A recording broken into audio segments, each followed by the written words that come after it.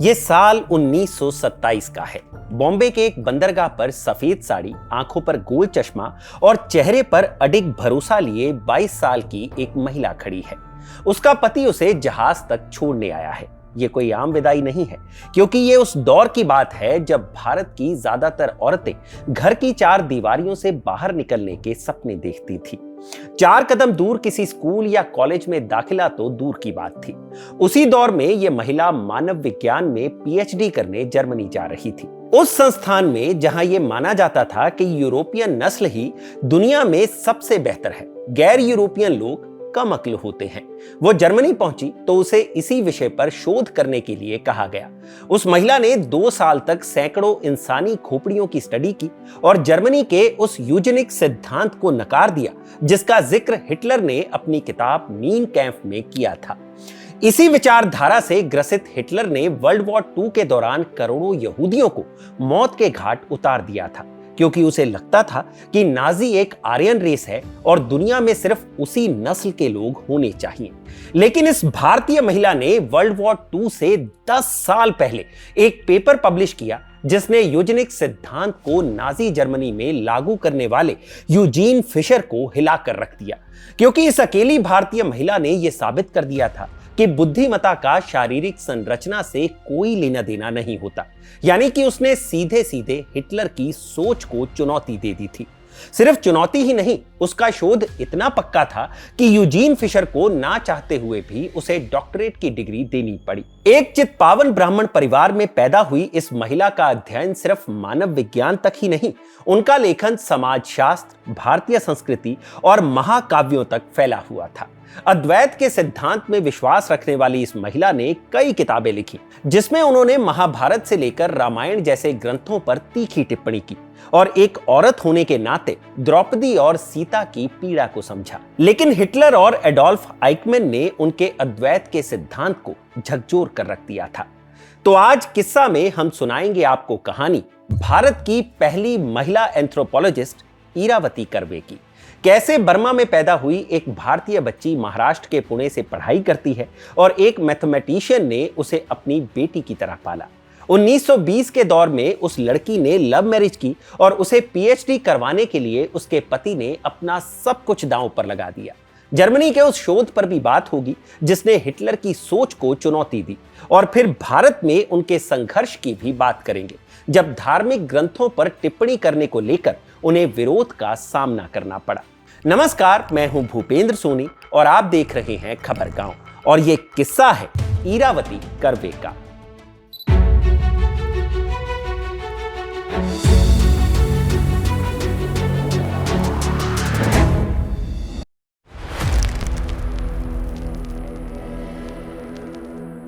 इस कहानी की शुरुआत बर्मा यानी आज के म्यांमार के एक शहर मेंग्यान से होती है। यहां एक भारतीय परिवार रहता था। इस परिवार के मुखिया का नाम गणेश हरि कर्माकर था। कर्माकर महाराष्ट्र से ताल्लुक रखने वाले एक चित्पावन ब्राह्मण थे, लेकिन वो महाराष्ट्र से बर्मा कैसे पहुंचे? नौकरी के चक्कर में। उस वक्त भारत और बर्मा ब्रिटिश शासन के अधीन थे। यही मेंग्यान शहर में कर्माकर एक कॉटन फैक्ट्री में मैनेजर थे। उन्हें नौकरी मिलने का किस्सा लेखिका उर्मिला और थियागो अपनी किताब Iru the remarkable life of Irawati Karve में सुनाती हैं कि कैसे गणेश हरि कर्माकर को उनके गोरे रंग और ऊंची कद काठी की वजह से इंटरव्यू ले रहे अंग्रेज ने एंग्लो इंडियन समझ लिया, और कर्माकर ने भी उस गलतफहमी को ठीक नहीं किया, जिसके चलते उन्हें मैनेजर की नौकरी मिल गई।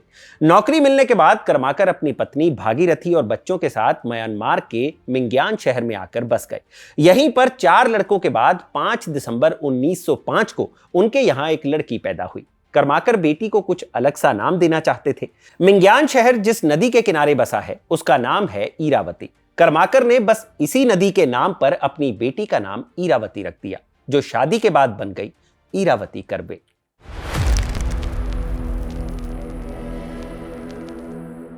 इरावती को बचपन से ही पढ़ने लिखने का शौक था। महज 7 साल की उम्र में ही उनके पिता ने एक फैसला किया जिसने इरावती को कम उम्र में ही घर से दूर कर दिया। कर्माकर ने इरावती को पुणे के एक बोर्डिंग स्कूल भेज दिया। पुणे मिंग्यान से हजारों मील दूर था। कर्माकर ने अपने फैसले को सही ठहराने के लिए अपने अंग्रेज साथियों की मिसाल दी कि वो भी अपने बच्चों को पढ़ाई के लिए भारत भेजते हैं। स्कूल भेजने से पहले कर्माकर ने इरावती से कहा कि वो अपने घर, अपने मुल्क जा रही है, लेकिन इरावती के लिए ये घर बिल्कुल अजनबी था, क्योंकि वो उस जगह को जानती ही नहीं थी जिसे उनके पिता घर कहा करते थे। लेकिन किस्मत को शायद कुछ और ही मंजूर था, क्योंकि ये जर्नी इरावती की जिंदगी में काफी कुछ बदलने वाली थी। पुणे के हुजूर पागा गर्ल्स स्कूल में पढ़ते हुए इरावती को शोरगुल बिल्कुल पसंद नहीं था। पढ़ाई के लिए उन्हें शांति चाहिए होती थी। इसी शोरगुल से बचने के लिए वो एक दिन स्कूल के बाहर एक बेंच पर पढ़ाई कर रही थी। तभी वहां आरपी परांजपे आ पहुंचे, जो पुणे के फर्ग्यूसन कॉलेज के प्रिंसिपल थे। आस पड़ोस में परांजपे का खूब सम्मान था। कैम्ब्रिज यूनिवर्सिटी से गणित में प्रथम श्रेणी में पास होने के कारण लोग उन्हें रेंगलर कहते थे।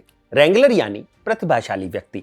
परांजपे ने बच्ची को अकेले बैठे देखा तो रुक गए और सहजता से पूछा कि क्या वो अपने माता पिता का इंतजार कर रही है। इरावती ने बिना झिझक के कहा कि नहीं, मैं यहीं रहती हूँ। अंदर बिल्डिंग में बहुत शोर है, इसलिए मैं यहाँ शांति में बैठकर पढ़ रही हूँ। परांजपे इस जवाब से काफी प्रभावित हुए। परांजपे की बेटी शकुंतला भी इरावती की क्लास में ही पढ़ती थी।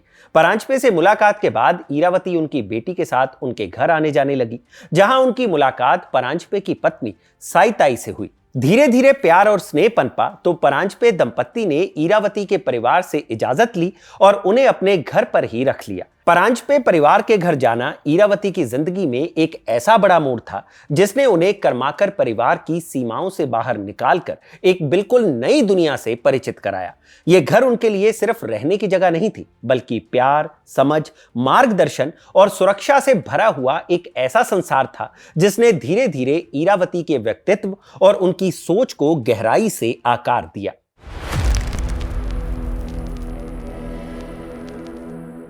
इरावती की स्कूलिंग पूरी होने के बाद पिता गणेश कर्माकर ने उनकी शादी करने का फैसला किया, लेकिन इरावती आगे पढ़ना चाहती थी। ऐसे में परांजपे ने उनका साथ दिया और कर्माकर को इरावती की पढ़ाई के लिए मनाया। परांजपे परिवार के समर्थन से इरावती ने पुणे के फर्ग्यूसन कॉलेज से ग्रेजुएशन की डिग्री पूरी की और फिर बॉम्बे यूनिवर्सिटी से समाज शास्त्र में मास्टर्स की डिग्री हासिल की। इन सालों में इरावती आरपी परांजपे के चचेरे भाई धोंडो केशव कर्वे से भी मिली, जिन्हें प्यार से अन्ना कहा जाता था। अन्ना कर्वे महाराष्ट्र के मशहूर समाज सुधारक हुआ करते थे। उन्होंने अपना जीवन विधवाओं की शिक्षा और महिलाओं के उत्थान के लिए समर्पित किया था। इसी दौरान इरावती की मुलाकात धोंडो केशव यानी अन्ना कर्वे के बेटे दिनकर कर्वे से भी हुई। कॉलेज के दिनों में उन्हें दिनकर से प्यार हो गया। दिनकर प्रोफेसर थे, लेकिन परिवार की माली हालत बहुत बेहतर नहीं थी। इरावती दिनकर कर्वे से शादी करना चाहती थी। उन्होंने जब यह बात अपने पिता को बताई तो वो नाराज हुए, लेकिन इरावती अपनी जिद पर अड़ी रही। गणेश कर्माकर ने इस शादी का विरोध किया, लेकिन इरावती की मां भागीरथी और उनके पांचों भाई और परांजपे परिवार इस शादी के पक्ष में थे। इरावती की जिद पर उनके पिता को झुकना पड़ा। साल 1926 में इरावती और दिनकर की शादी हो गई। अब इरावती कर्वे हो चुकी थी। दिनकर की नौकरी ठीक ठाक थी, लेकिन बावजूद इसके परिवार में आर्थिक तंगी लगातार बनी रहती थी। लेकिन दिनकर चाहते थे कि इरावती मास्टर्स के बाद भी अपनी पढ़ाई आगे जारी रखे। दिनकर खुद प्रोफेसर थे, लेकिन उनका मानना था कि इरावती उनसे कहीं ज्यादा प्रभावशाली और बुद्धिमान है। इसी भरोसे की वजह से उन्होंने जोर देकर कहा कि इरावती को आगे पढ़ना चाहिए। दिनकर खुद जर्मनी से केमिस्ट्री यानी रसायन विज्ञान में पीएचडी कर चुके थे। वो चाहते थे कि इरावती भी जर्मनी जाकर पीएचडी करे। इरावती मानव विज्ञान में पीएचडी करना चाहती थी। दिनकर को लगता था कि भारत में मानव विज्ञान में रिसर्च के लिए पर्याप्त सुविधाएं नहीं है, इसलिए इरावती का जर्मनी जाना सही फैसला होगा। पति के साथ खड़े होने के बावजूद घर के भीतर से ही बगावत शुरू हो गई। Iru the remarkable life of Irawati Karve किताब में लेखिका उर्मिला और थियागो लिखती हैं, इरावती के पिता गणेश कर्माकर बिल्कुल भी नहीं चाहते थे कि उनकी बेटी अकेले विदेश जाकर पढ़ाई करे, वो भी शादी के बाद। हैरानी की बात यह थी कि इरावती के ससुर और दिनकर के पिता अन्ना कर्वे भी इस फैसले के विरोध में खड़े थे। ये वही अन्ना कर्वे थे जो महिलाओं की आजादी की बात करते थे। महिला अधिकार के लिए लड़ाई लड़ते थे। लेकिन जब यही चुनौती घर के भीतर आई तो उनके अंदर की पैट्रियार्की बाहर निकल आई। तमाम विरोधों के बावजूद दिनकर अपने फैसले पर अडिग रहे। Iru the remarkable life of Irawati Karve किताब में जिक्र मिलता है कि कैसे दिनकर ने जीवतराम मेहता नाम के एक स्थानीय बिजनेसमैन से पत्नी की पढ़ाई के लिए कर्ज लिया और साल 1927 के जून महीने में ईरावती को पानी के जहाज से जर्मनी के बर्लिन शहर रवाना कर दिया। अब बारी थी शोध की।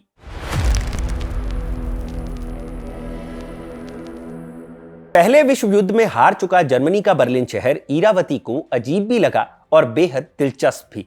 यह एक ऐसा शहर था जहां दो बिल्कुल अलग अलग दुनिया एक साथ मौजूद थी। एक तरफ गोल्डन 20s का चमकता बर्लिन था, नया संगीत था, नया साहित्य था, समाज में नई आजादी दिख रही थी। लेकिन दूसरी तरफ गरीबी थी, अस्थिरता थी और हाल ही में खत्म हुए युद्ध का गहरा दुख हर जगह महसूस होता था। यही विरोधाभास ईरावती को सबसे ज्यादा चौंकाता था। उन्होंने सेंट्रल बर्लिन के शेरलोटनबर्ग इलाके में कैसरडॉम पर एक अपार्टमेंट लिया जो उनकी जर्मन दोस्त ओमा ने दिलवाया था। ईरावती मानव विज्ञान में डॉक्टरेट कर रही थी, लेकिन यह पढ़ाई मेडिकल फैकल्टी में आती थी, इसलिए उन्हें जूलॉजी और एनाटॉमी जैसे विषय भी पढ़ने पड़े। जूलॉजी जानवरों के अध्ययन से संबंधित है और एनाटॉमी शरीर रचना विज्ञान है जो यह समझने में मदद करता है कि धरती पर जितने भी जीवित प्राणी है, चाहे वो इंसान हो या जानवर हो या पौधे हो, वो बने कैसे। ईरावती का शोध कार्य डेल्हिम स्थित कैसर विल्हम्स इंस्टीट्यूट में हुआ। इस संस्थान का संबंध एंथ्रोपोलॉजी, ह्यूमन हेरिडिटी और यूजेनिक्स से था। ईरावती के research supervisor professor Eugen Fischer थे। यूजीन फिशर यूजेनिक्स के बड़े समर्थक थे। यूजेनिक्स यही वो छद्म वैज्ञानिक सिद्धांत है जो एक ऐसी विचारधारा बन गया जिसके चलते वर्ल्ड वॉर 2 में हिटलर ने करोड़ों यहूदियों को मौत के घाट उतार दिया था। यूजेनिक्स एक विचारधारा की तरह है जिसमें यह माना जाता है कि इंसानी नस्ल को बेहतर बनाने के लिए कुछ खास गुणों वाले लोगों को बढ़ावा दिया जाए और दूसरों को रोका जाए। यूजीन फिशर के विचारों का असर बाद में हिटलर की आत्मकथा माइन कैम्फ में भी देखने को मिलता है। हिटलर और उसके नाजी शासन ने यूजेनिक्स को बहुत ही क्रूर और खतरनाक तरीके से इस्तेमाल किया। उन्होंने इसे रेशियल हाइजीन का नाम दिया। उनका मानना था कि सिर्फ शुद्ध आर्यन यानी कि गोरे नीली आंखों वाले जर्मन ही सबसे अच्छी नस्ल हैं और इन्हें ही दुनिया पर राज करना चाहिए। बाकी सब जैसे यहूदी, रोमा, विकलांग लोग, मानसिक रोगी, इन सबको वो गंदगी और कीड़े की तरह देखते थे और मानते थे कि इन्हें खत्म कर देना जरूरी है। इसी नस्लवादी सोच के चलते हिटलर आर्मी जर्मनी में यहूदियों को खत्म करना चाहती थी। लेकिन वर्ल्ड वॉर 2 शुरू होने से 10 साल पहले ही ईरावती कर्वे ये साबित करने वाली थी कि ये सब बकवास है। फिशर ने ईरावती को जो शोध विषय दिया वो पूरी तरह उस दौर की नस्लवादी सोच पर टिका हुआ था। उनसे कहा गया कि वो यूरोपीय नस्ल की श्रेष्ठता को वैज्ञानिक तरीके से साबित करे। उस वक्त कुछ यूरोपीय वैज्ञानिक ये मानते थे कि तर्क और बुद्धि दिमाग के दाहिने हिस्से से जुड़ी होती है। इसी गलत धारणा के आधार पर यह दावा किया जाता था कि यूरोपियनों की खोपड़ी असमान होती है क्योंकि उनकी खोपड़ी का आगे का दाहिना हिस्सा, जिसे राइट फ्रंटल लोब कहा जाता है, वो बड़ा होता है और जो गैर यूरोपियन लोग होते हैं उनकी खोपड़ी एक समान होती है, जिससे यह तर्क निकाला गया कि गैर यूरोपियनों में तर्क और विवेक की क्षमता कम होती है। ईरावती से भी यही उम्मीद की जा रही थी कि वो वैज्ञानिक तरीकों से इसी सोच को सही साबित करे। यानी एक युवा गैर यूरोपियन महिला से यह साबित करवाया जा रहा था कि वो खुद एक कथित रूप से कमतर नस्ल से ताल्लुक रखती हैं। खैर, ईरावती ने इसे एक शोध की तरह लिया और लैब में अलग अलग नस्लों की 149 मानव खोपड़ियों पर अपना शोध किया। ये खोपड़ियां जर्मनी के उपनिवेशों जैसे जर्मन ईस्ट अफ्रीका और पापुआ न्यू गिनी से लाई गई थी। ईरावती कर्वे ने इन खोपड़ियों के क्रेनियोमेट्रिक मेजरमेंट्स लिए, यानी इनके वजन और लंबाई चौड़ाई को मापा। इसके तहत विशेष बिंदुओं, जिन्हें क्रेनियोमेट्रिक पॉइंट्स कहा जाता है, उनका उपयोग कर यह देखा जाता है कि खोपड़ी का ढांचा कैसा है। इस तरह कर्वे ने इन खोपड़ियों का एसिमेट्रिक इंडेक्स निकाला, जिससे यह पता चला कि चेहरे या खोपड़ी का दायां और बायां भाग एक दूसरे से कितने अलग या असमान है। इसे एक उदाहरण से समझिए। अगर किसी का सर पूरा गोल होगा तो उसका एसिमेट्रिक इंडेक्स 0% होगा और सर का आकार जितना टेढ़ा मेढ़ा होगा उतना ही ज्यादा एसिमेट्रिक इंडेक्स होगा। इरावती कर्वे क्रेनियोफोर नाम के उपकरण से महीनों तक ये काम करती रहीं। हालांकि बर्लिन में रहना भी उनके लिए काफी कठिन था। कारण था उनका वेजिटेरियन होना। इरावती एक चित्पावन ब्राह्मण थी, लेकिन बर्लिन ने आखिरकार उन्हें भी नॉन वेजिटेरियन बना दिया, क्योंकि जर्मनी की ठंड में आलू पर जिंदा रहना उनके लिए कठिन था। खैर, वक्त बीतता गया। इरावती का शोध अब एक ऐसे नतीजे तक पहुंच चुका था जिसे देखकर जर्मन प्रोफेसर्स का माथा घूम गया। नतीजा बिल्कुल वैज्ञानिक था, सब कुछ ऑथेंटिक वे में किया गया था, लेकिन इसे अपने गाइड के सामने रखना आसान नहीं था। इसके लिए काफी हिम्मत चाहिए थी। उनसे यह कहा गया था कि यह साबित करें कि श्वेत यूरोपीय लोगों की खोपड़ी असमान होती है और यही उनकी बेहतर बुद्धि का प्रमाण है। लेकिन महीनों तक माप और जांच करने के बाद इरावती बिल्कुल अलग नतीजे पर पहुंची। उनका निष्कर्ष था कि इंसानी खोपड़ी में असमानता होना एक सामान्य बात है। इसका किसी नस्ल से कोई संबंध नहीं है। यह असमानता ना किसी को श्रेष्ठ बनाती है और ना ही किसी को कमतर। इरावती का शोध कह रहा था कि तर्क और बुद्धि किसी एक समूह की जागीर नहीं हो सकती।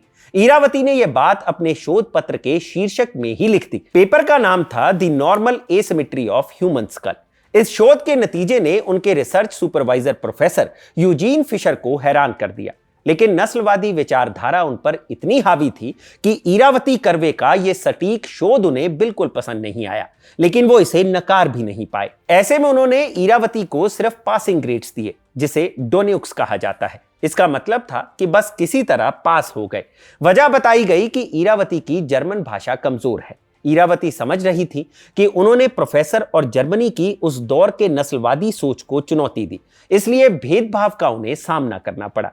रही बात जर्मन भाषा बोलने की, तो इरावती ने ठीक ठाक जर्मन भाषा बोलनी सीख ली थी। इरावती को भले ही पीएचडी में कम अंक मिले, लेकिन उन्हें राहत इस बात की थी कि जो यूरोपियंस खुद को जन्म के आधार पर श्रेष्ठ मानते थे, उन्हें इरावती ने गलत साबित कर दिया था। हालांकि आज क्रेनियोमेट्री को नस्लीय अध्ययनों के लिए छोड़ दिया गया है, लेकिन इरावती का काम वैज्ञानिक अखंडता और छद्म विज्ञान के खिलाफ खड़े होने का उदाहरण है। खैर, अब इरावती डॉक्टर इरावती कर्वे बनकर घर लौट सकती थी। साल 1929 में इरावती की पीएचडी पूरी हुई। दिनकर खुद इरावती को जर्मनी से भारत लाने के लिए गए। दोनों ने एक साथ यूरोप के कई शहर घूमे और वापस पुणे लौट आए।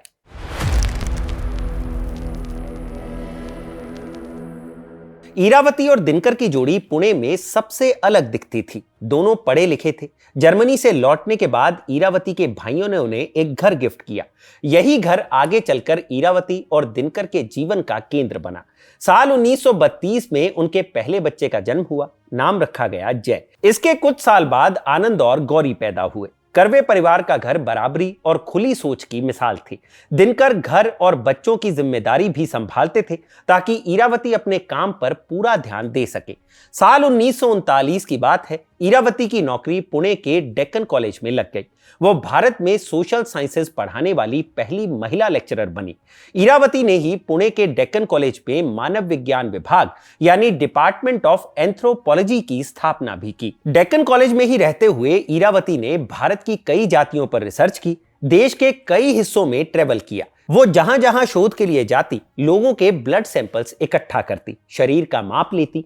इसी सफर में इरावती ने कर्नाटक के कूर्ग में जेनु कुरुबा और बीटा कुरुबा आदिवासी समुदायों का भी अध्ययन किया। उनके इस शोध का मकसद था अलग अलग सामाजिक समूहों के बायोलॉजिकल रिलेशनशिप समझना। कई जगह उन्हें विरोध भी झेलना पड़ा। ओडिशा में लोग डरते थे कि खून वैम्पायर के लिए लिया जा रहा है। लोक कथाओं और कहानियों में वैम्पायर को ऐसा जीव माना जाता है जो इंसानों का खून पीकर जिंदा रहता है। कुछ पुरुषों को लगता था कि माप सैन्य भर्ती के लिए लिया जा रहा है। इरावती ने पाया कि देहात और आदिवासी इलाकों में महिलाओं की शारीरिक स्थिति खराब है, उनके ऊपर ज्यादा ध्यान नहीं दिया जाता। फिर भी आदिवासी इलाकों में लिंग अनुपात बेहतर थे। लेकिन जैसे जैसे वो शहरों की तरफ बढ़ रही थी, लिंग अनुपात में कमी देखने को मिल रही थी। महिलाओं की स्थिति तो बेहतर थी, लेकिन उनकी गिनती पुरुषों के मुकाबले कम थी। शोध के दौरान इरावती भारतीय समाज को समझने के लिए ट्रेन के 3rd क्लास डिब्बों में जानबूझकर सफर करती थी। भारतीय समाज को समझने के लिए लोकगीत और कथाएं इकट्ठा करती थी, जिससे पता चलता था कि कदम कदम पर कैसे कैसे भाषा और संस्कृति बदलती है। Iru the remarkable life of Irawati Karve किताब में लेखिका उर्मिला और थियागो जिक्र करती हैं कि कैसे इरावती का काम कठिन था। उन्हें लोगों का भरोसा जीतने के लिए काफी कुछ अलग करना पड़ता था। जैसे महाराष्ट्र के घुमंतु नंदीवाला समुदाय में शोध करते समय उन्हें और उनके साथ गए लोगों को, जिनमें ज्यादातर शाकाहारी थे, उन्हें सुअर का मांस तक खाना पड़ा। इन सभी अध्ययनों के आधार पर इरावती एक वैज्ञानिक निष्कर्ष पर पहुंची।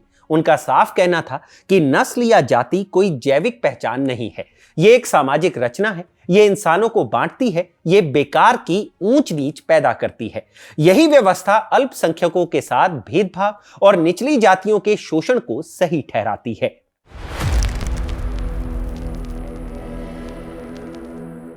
इरावती कर्वे का मुख्य विषय मानव विज्ञान था, लेकिन उनका लेखन समाजशास्त्र, भारतीय संस्कृति और महाकाव्यों तक फैला हुआ था।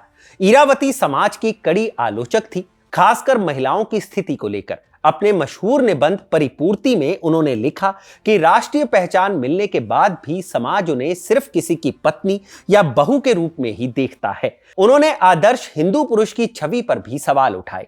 इरावती ने यह भी लिखा कि भारतीय समाज में पत्नी को मारना पीटना आम बात मान ली जाती है। जो पुरुष ऐसा नहीं करते उन्हें दूसरे पुरुष कमजोर समझते हैं और कई बार तो उनकी पत्नियां भी उन्हें कम मर्द मान लेती हैं।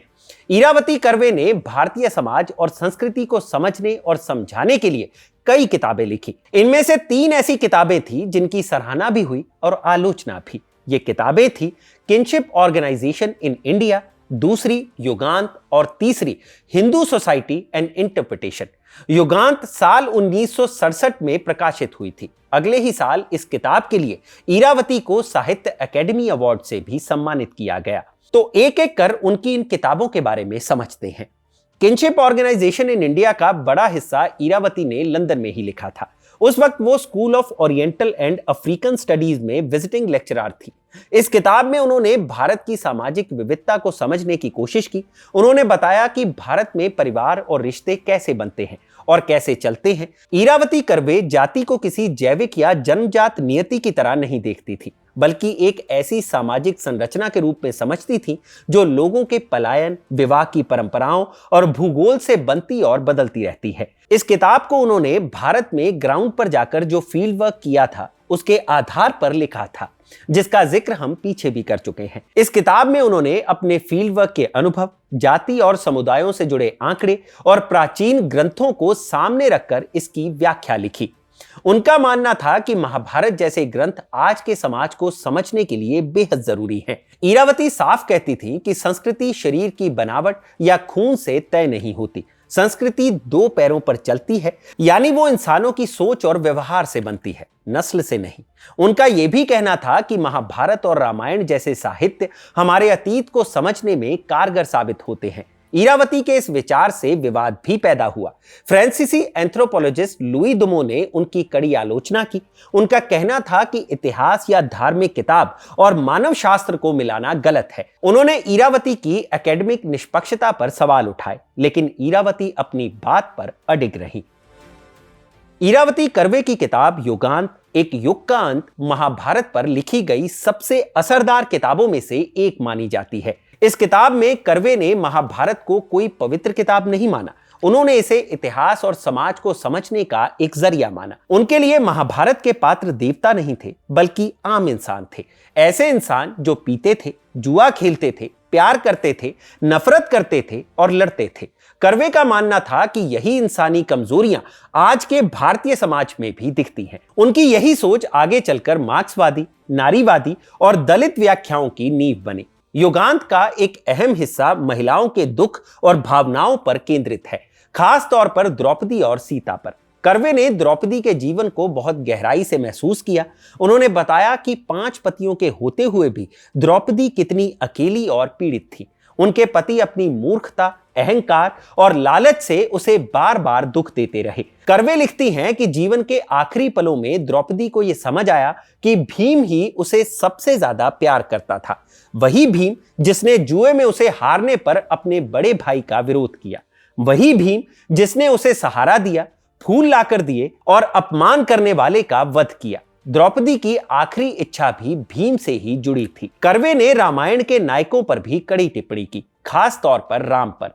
उनके अनुसार राम ने राजधर्म के नाम पर सीता के साथ अन्याय किया। कर्वे को यह बिल्कुल गलत लगा कि सीता को अग्नि परीक्षा देनी पड़ी। उन्होंने उस सोच की भी आलोचना की जिसमें जुड़वा बच्चों को स्त्री की बेवफाई का सबूत माना जाता था।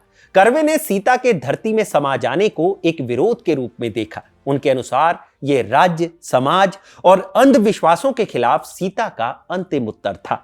युगांत में कर्वे ने समाज और पर्यावरण से जुड़े सवाल भी उठाए।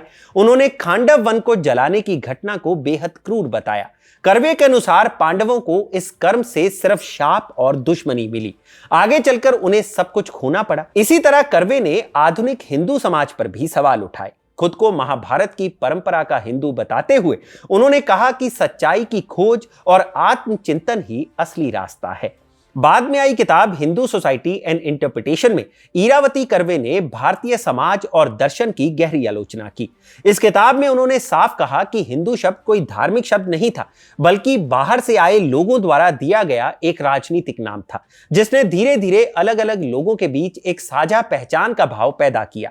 इरावती का मानना था कि हिंदू धर्म कोई ईश्वरीय रचना नहीं है, बल्कि इंसानों द्वारा बनाई गई एक सामाजिक संरचना है जो समय के साथ बदलती रहती है। इस किताब में उन्होंने तीखे और असहज सवाल उठाए और पूछा कि महाभारत जैसे ग्रंथों में मौजूद कठोर और सच्ची इंसानी वास्तविकताओं से लोग कैसे दूर होते चले गए और सच्चाई से भागकर भक्ति के आसान रास्ते की ओर क्यों मुड़ गए। उन्होंने अंधे नायक पूजन पर सवाल उठाया और यह भी पूछा कि जो लोग कभी हर तरह का मांस खाते थे वो कैसे धीरे धीरे गाय का मूत्र पीने और गोबर खाने में मोक्ष देखने लगे, और क्या यह बदलाव सच में आस्था का था या डर और दिखावे का नतीजा।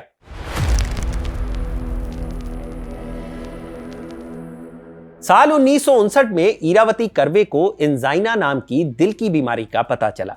इसी समय वो कैलिफोर्निया गई और बर्कले यूनिवर्सिटी में विजिटिंग प्रोफेसर के रूप में पढ़ाने लगी।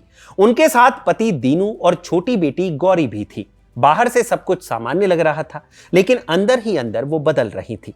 साल 1961 में यरूशलेम में नाजी अपराधी एडोल्फ आइकमैन के मुकदमे के बारे में पढ़ते हुए वो काफी परेशान होने लगी। वो अद्वैत दर्शन में विश्वास रखती थी, मानती थी कि सब कुछ एक है, लेकिन जब उन्होंने हिटलर और एडोल्फ आइकमैन जैसे लोगों के बारे में सोचा तो ये विचार उन्हें डराने लगा।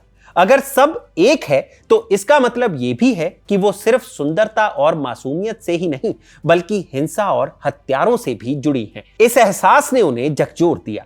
हालांकि उनका बचपन नास्तिक माहौल में बीता था, फिर भी उन्हें आध्यात्मिकता से सुकून मिलता था। वो अक्सर पंढरपुर जाकर विठोबा के दर्शन करती थी और उन्हें अपना निजी सहारा मानती थी। लेकिन वो ये विरोधाभास भी साफ देखती थी कि वही भगवान जिनसे लोग सहारा मांगते हैं कई बार उनके दुखों का कारण भी बन जाते हैं। जीवन के आखिरी वर्षों तक इरावती कर्वे एक बहुलतावादी समाज की समर्थक बनी रही। उनका साफ कहना था कि भारत को ना सिर्फ हिंदू समाज बनना चाहिए और ना ही सिर्फ हिंदी समाज। भारत ऐसा देश बने जहां अलग अलग संस्कृतियां और भाषाएं साथ रह सके। 11 अगस्त 1970 को पुणे में इरावती कर्वे की नींद में ही मृत्यु हो गई। उनके जाने के बाद भी उनके विचार जिंदा हैं। नस्ल इंसान की तकदीर तय नहीं करती, जाति शरीर या खून से नहीं बनती, और एक औरत को दुनिया समझने के लिए किसी से इजाजत नहीं लेनी पड़ती। इरावती कर्वे की जिंदगी इस बात का सबूत है कि एक अकेली औरत भी अपने सवालों, समझ और साहस के दम पर समाज की सबसे मजबूत धारणाओं को चुनौती दे सकती है।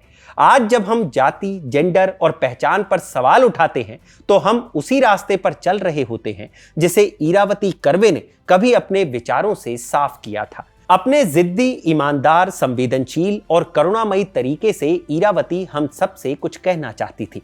वो शायद बस इतना कहना चाहती थी कि हम इंसान बने, सिर्फ इंसान। तो ये थी इरावती कर्वे की जिंदगी की पूरी कहानी, जिसे लिखा था मेरे साथी रब्बानी आजाद ने, और इसे कैमरा के पीछे रिकॉर्ड किया है मेरे साथी इरशाद ने। यह कहानी आपको कैसी लगी हमें कमेंट सेक्शन में जरूर बताइएगा, और जानकारी से भरे ऐसे ही और वीडियोस देखने के लिए सब्सक्राइब करें हमारा चैनल खबरगांव। मैं हूं भूपेंद्र सोनी, इजाजत दीजिए, शुक्रिया।